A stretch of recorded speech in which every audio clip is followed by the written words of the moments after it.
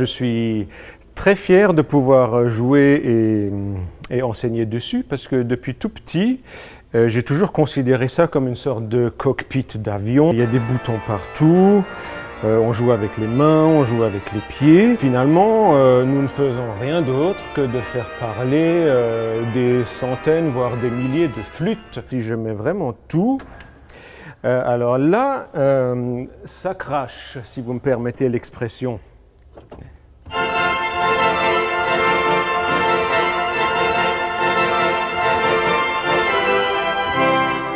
Donc là, il y a vraiment de quoi faire une ambiance de fête, de mariage. Et à l'inverse, on peut faire des choses toutes douces, toutes méditatives.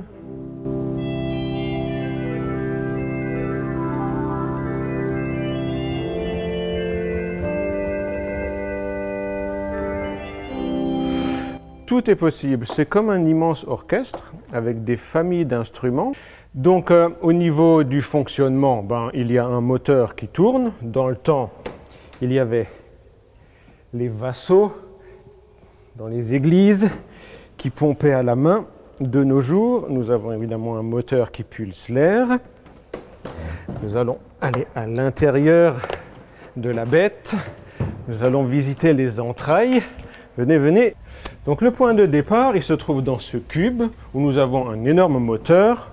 Voilà, je ne sais pas combien de chevaux, mais il envoie de l'air sous pression dans cette espèce de matelas pneumatique. Bon, voilà. C'est pas une pression énorme. Il y a des briques dessus. Bon.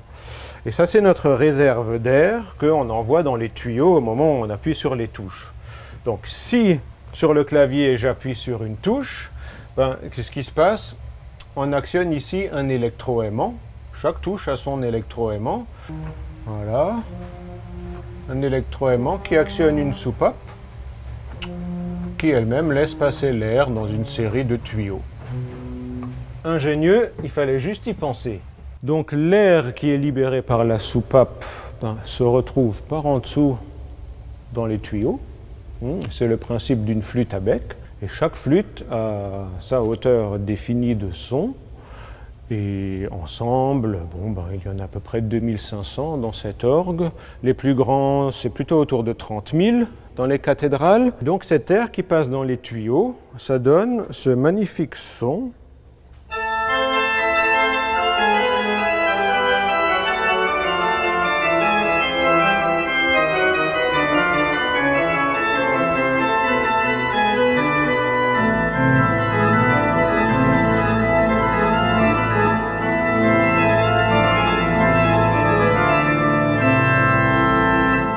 Mon compositeur préféré, c'est Jean-Sébastien Bach.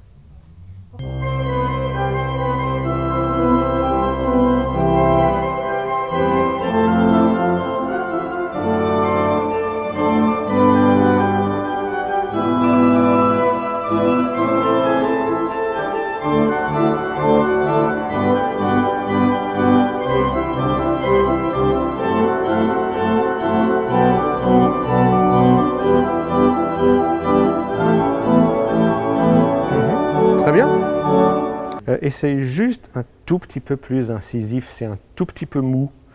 Souviens-toi, plus l'acoustique est résonante comme dans une salle de bain, plus il faut détacher les notes. Même si tu as l'impression que c'est pas grand-chose, souviens-toi que nous, il faut toujours qu'on se dise, il faut que ça soit le mieux possible pour les gens qui sont en bas. Et si on joue pas suffisamment staccato, en bas c'est une soupe qui se mélange. Ça fait 6 ans que je joue de l'orgue. À ce niveau, nous travaillons déjà des vraies pièces de Jean-Sébastien Bach, plus rien à voir avec des petites pièces pour débutants. Ça fait bientôt 5 ans que je joue maintenant. Moi j'aime bien la rapidité dans les musiques, dans les morceaux d'orgue et ceci assez festif, du coup j'aime bien. Alors, ce qui serait bien, c'est que tu fasses attention à super bien écouter le silence entre les différentes séquences. Vas-y, refais, c'est très important.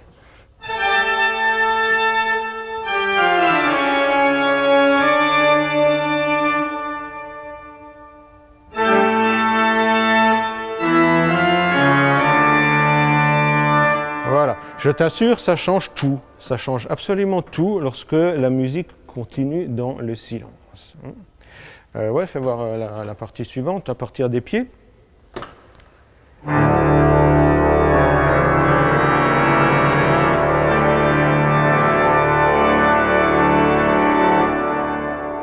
Écoute le silence.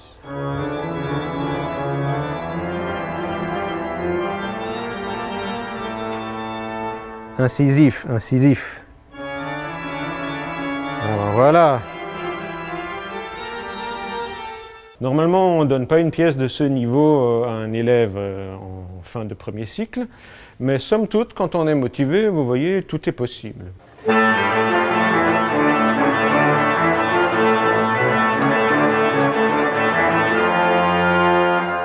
C'est l'origine de beaucoup de styles de musique, par exemple le métal. C'est un peu voilà, classique, ça a ouvert les portes à plein de styles de musique. C'est pas vraiment difficile, c'est juste qu'il faut s'adapter. Il y a 3 portées comparées par exemple à la partie du piano.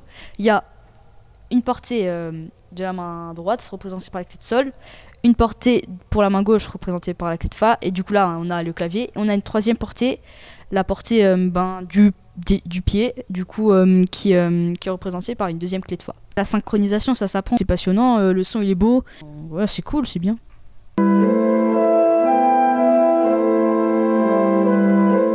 Une classe d'orgue d'église, à ma connaissance, nous sommes les seuls dans le Haut-Rhin.